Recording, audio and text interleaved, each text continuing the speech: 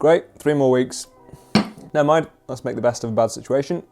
So, I bought myself a new set of wheels. I know it's probably ill-advised in some respects, but rest assured that all sale of previous bike and ownership taking of new bike was conducted with 2 meter distances and everything else that you would expect. But it leads me to reminiscing upon old bikes and to itemize, in my head at least, which ones are my favourites and which ones I am most sad not to still own. So without any further ado, let me run you through my entire back catalogue of bikes and tell you the best parts of them, the worst parts of them, and which ones I miss the most. Roll the intro.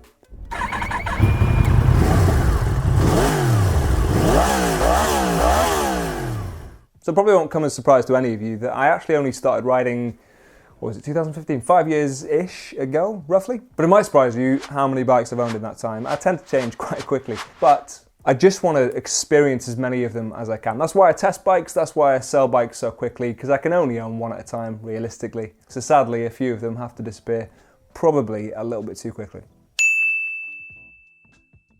Now, when you pass your test for the first time, you will be looking, as everyone does, for the best beginner/starter bike that you can get. Now, ideally, you want to go for something middleweight, something that's not too scary, something that's fun to still play with and that you don't get bored of too quickly, and something that hopefully isn't too expensive, because the chances are you're going to drop your first bike, if not your first 2, maybe first 3, maybe every bike you own, if you're just that unlucky. Sorry if you are, maybe stop being so clumsy. Just a thought. Save you some time, heartache, money. So I started on SV650, fairly common, kind of vanilla, nothing particularly exciting about it, but nothing particularly bad to say about it either, other than the fact that I happened to buy a dog and it broke relatively quickly. But it takes a special kind of bike to go through that kind of unreliability and still look back on it fondly. Maybe that's the fact that it was my first bike, but either way, I still like that thing. It is a quick bike. I think I've seen 0 to 60 somewhere around 3.5 seconds. And trust me, that is fast enough for your first bike. Fast enough for most people as a weekend toy. And it's got really sharp handling. It's a little bit too firm, I would say, for commuting and city riding. But if you get it out on some twisty roads, even with that fairly basic suspension setup, you get some decent performance out of it. As I say, the bike broke, shame, but at least that does mean that I changed to a slightly better, would you call it, maybe bike. It was a Honda CB600F, I think, otherwise known as a Hornet. The bad parts are only that it is a 4-cylinder, you have to rev it pretty high, that it was probably a little bit too soft in the suspension. I certainly wasn't experienced enough to find the limitations of the handling going into corners, but if I jump back on it now, I think I would probably say that the suspension was too soft. And it gets the complaint of being boring. Again, pretty vanilla. And I understand that, but that is a harsh criticism to put on any bike. It's one of those ones where maybe if you've test ridden it against something else, you'd get on it, get off it at the end and just go, yeah, I like it, but my heart isn't pulling me that way. Either way, I think it was a cracking bike. And again, it taught me a lot. Going from a 2-cylinder to a 4-cylinder, there were certain changes, things I needed to adapt to. It was probably quicker than the SV. It was chosen by my girlfriend just because she thought it was pretty. And I have to say, she made a good choice. Now, the Honda got to a point where I was pretty comfortable with it and I felt like I'd kind of got all I needed to out of it. I got a little bit of extra money whilst I owned that bike and I got the itch to try something new. And that new bike ended up being the Triumph Street Triple R. Now, that change was a blessing and a curse. If, again, you're familiar with the channel, you will know that bike got stolen. And if I was picking out faults and flaws for that bike, that would probably be my main one, because I would be hunting if I was trying to find any other. With any bike that has a reputation like the Street Triple, it's gonna be hot topic and a hot choice for anyone looking to nick something to just joyride. Not even necessarily just to sell, just to say they've stolen it. It is pretty reliable. I certainly didn't find any major glaring problems with it.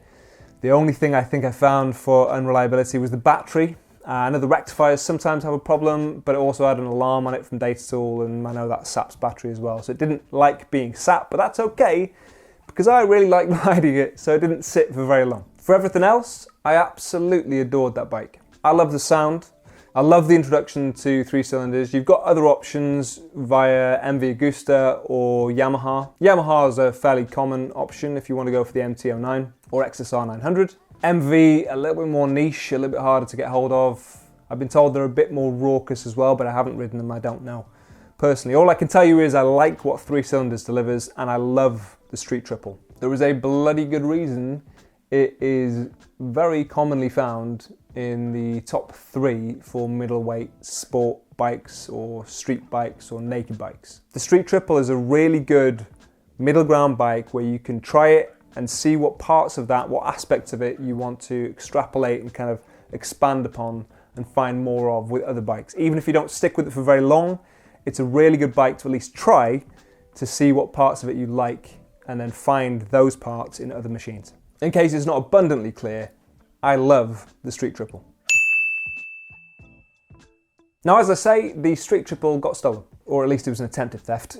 The Triumph went and nestled up in Wales, but it left me with little money and a need for a set of wheels because I was just itching to get out and ride a bike again. Now, I love a quirky bird, I love an odd bike, and up until this point I've gone for fairly generic machines really. But if a bike has a story, there's something intriguing about it, it will draw me to it. So the next one that popped up, I think I found on Gumtree, and it was about £600. And it's the Kawasaki ZR250. Around the world it's also known as the Balius. It's a tiny little thing.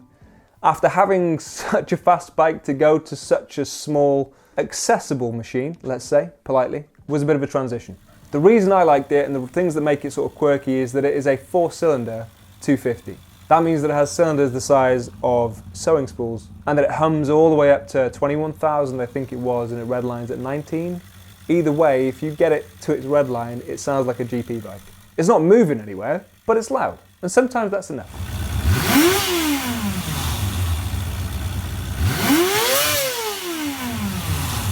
The suspension was budget, it was soft as shit. It bounced around, it felt intimidating to be sat next to trucks or big cars, but it was cracking fun, and if you're around the rest of the world, it's a great bike to look at. Kawasaki have brought back a 250 4-cylinder, and I would love to have a little go on that thing, because I know how much fun it can be. The only thing I found as a fault with it, if you're looking for the bad parts, is that when I bought it, I think the clutch was on the way out, and certainly when I owned it, the clutch did die on me, and it was slipping regularly. Maybe because it needs to rev so high, being a 250, but that meant that I had to change the clutch, which was its own sort of little raft of problems. Other than that, the bike was faultless, and it was a great little machine. And for 600 quid, I'm a little gutted that I didn't just keep it as a toy. But there we go. Yamaha Virago. I mean, if you want to know what it was like to own, then I have a very short clip for you. Oh, this is heavy as it looks.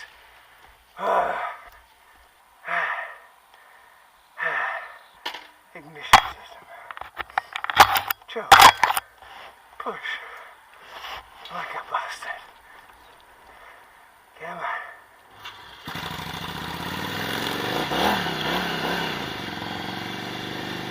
I mean, it was easy to bump start, if that's a plus at all. Small hill, second gear, easy. I had one for about 6 months. It probably worked for about a week during that whole time. Not even consecutively, just random days here and there. It had exhaust problems, carb problems, the rectifier broke and it boiled the battery at one stage. It was a nightmare. Was it a good bike? No. Do I miss it? No. No. Moving on. Eventually that sold, and that left me looking for bikes within my budget that again were perhaps a little bit quirky, less commonly found. And that led me to the MT-03, which I first saw and thought looked pig ugly. And then I looked at it a bit more and it kept popping up, and something about it just endeared me towards it. One of the big selling points is that it is a single cylinder and it's kind of raucous. And that if you're on an A2 license, it's as powerful as you can get within the parameters of an A2 license. Add to that the fact that you can pick them up for anywhere between £1,500, maybe £2,000. It's pretty basic, they're fairly bomb-proof. The only thing I'm familiar with as far as faults go is the electronics on the thing. But having said that, mine was sat outside for months on end, under a cover, and I never really had any problems with it. One of the other limitations I found is just that I went out with my dad and somebody else that I knew anyway, and in the pack I was obviously the slowest bike, and it did get a little frustrating. Riding by myself, I never really felt that, but riding with other people and them losing you got a little bit tedious. In the right set of hands, with a pack of maybe less experienced riders, you will be able to show them up, no problem. But if you're riding with really experienced people and they're on faster bikes, you're just not going to be anywhere near them. More a problem when it comes to things like overtakes, when you're side by side with a car and you've got just far too long to make eye contact with them and you want to be moving on. It's not smooth. It's not, again, the sort of bike that I want to take touring, but it's really cheeky fun.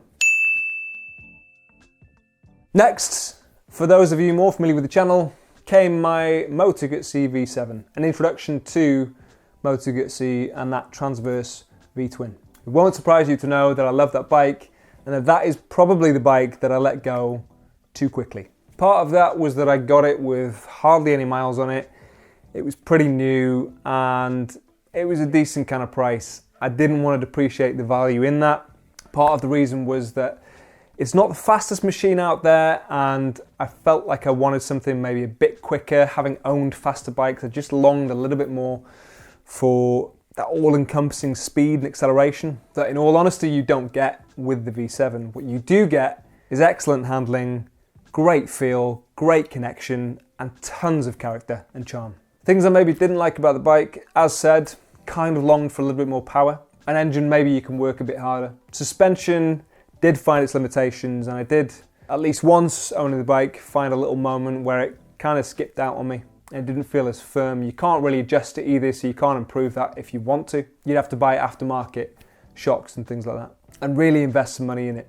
And perhaps comfort may be listed in there as well, especially if you're doing longer trips. Not made for it, it's kind of a small bike. You do get battered around a little bit by the wind. Comfy enough seat, but not a huge amount of legroom, quite low to the ground.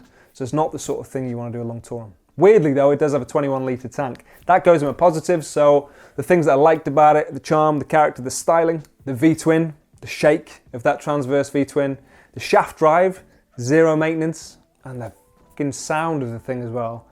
It sounded incredible, especially if you get some aftermarket cans on there. That bike is probably the best sounding bike that I've owned.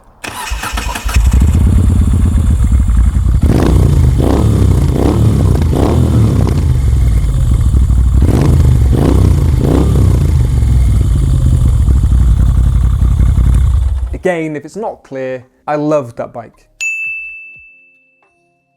I didn't miss it too much because I went and changed to another Moto Guzzi. I got the Grizzo, which again, some of you probably will be familiar with. Now I had a little bit of mixed fortune with the Grizzo. It wasn't the most reliable bike I've ever owned, but I can't blame all of it on the machine. Some of the stuff I think was just fate conspiring against me, that we just weren't meant to be together. What can I say? Now when I first got it, a few weeks into owning it, the fuel reserve light broke, which meant that I ran out of fuel. That was fun. The speedo broke as well because of the rain. That was the bike's fault. But then it fixed itself, so you know, just that it didn't feel like working on that particular day. The battery died because it was sat a little while before I had it, and because it had a tracker and alarm on it, and because it's a big old lump to get moving. So if that battery is anywhere but perfect, it's just not even going to bother trying, and it wouldn't, and that would piss me off quite a lot.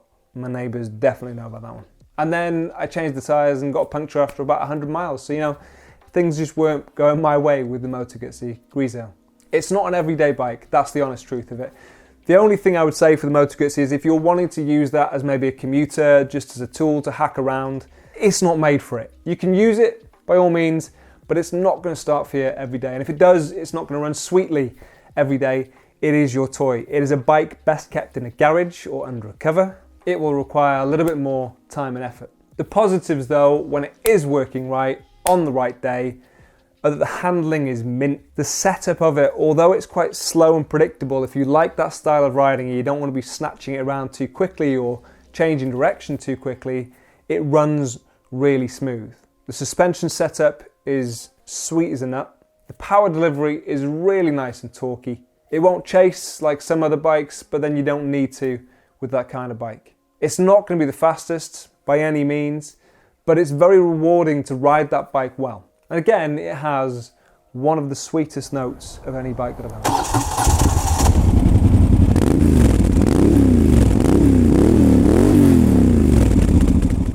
if it is slightly marred by the dry clutch rattle that happens with certain bikes. Nah, nothing's perfect. So the Moto Guzzi Grizzo has gone. I have to say, I was fond of it near the end, but that leaves me without a bike, or at least it did, for a week and a half. So it's time for a new chapter. It's time for a new kind of bike for me, and that bike is a Honda CB 1300, otherwise known as the Super 4. It's quite a cool name. Or the Big One is another name that it went by. Don't like that one, won't be using it. I'd say it's the most powerful bike that I've personally owned, but it's also the heaviest. So, pluses and minuses. I wanted to try something new.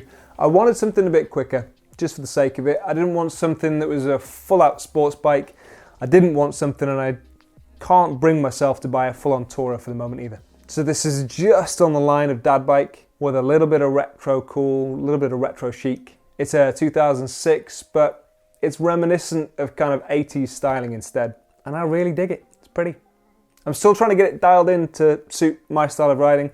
I'm still trying to improve my style of riding to meet the bike as well. But I will be doing a review as soon as I get out of this prison and manage to actually film it.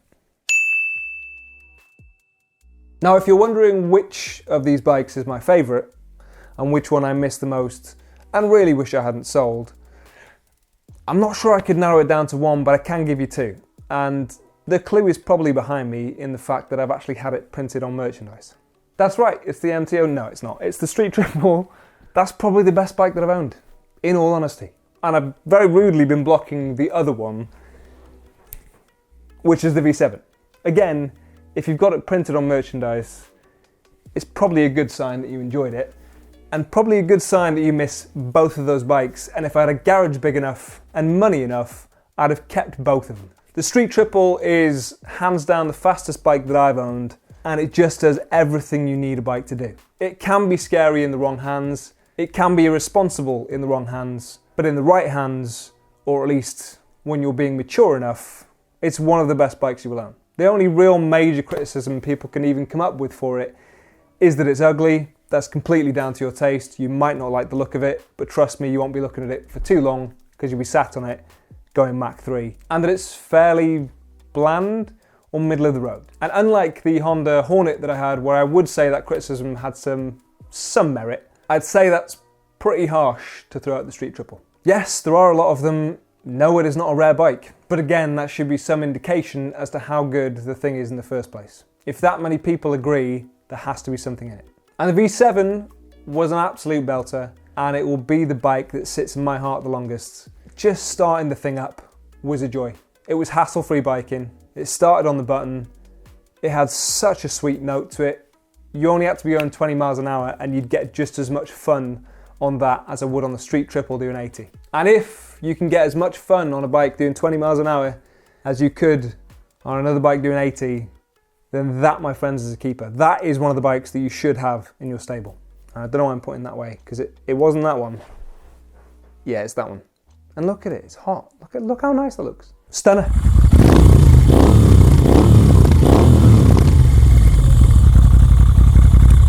Obviously, for any of you unable to ride at this time, I get how frustrating it is. I am in the same boat. I am itching to get out on two wheels. When I do, believe me, there'll be a review of my new bike coming soon, so stay tuned for that one if you're interested. I'd love to hear what your bikes were, what your list of bikes are. Feel free to leave them in the comments down below. Feel free to check out my Facebook or Instagram or wherever you want. Leave your comments there as well if you want to. Love to you all. Stay safe. See you soon. Ta-ra.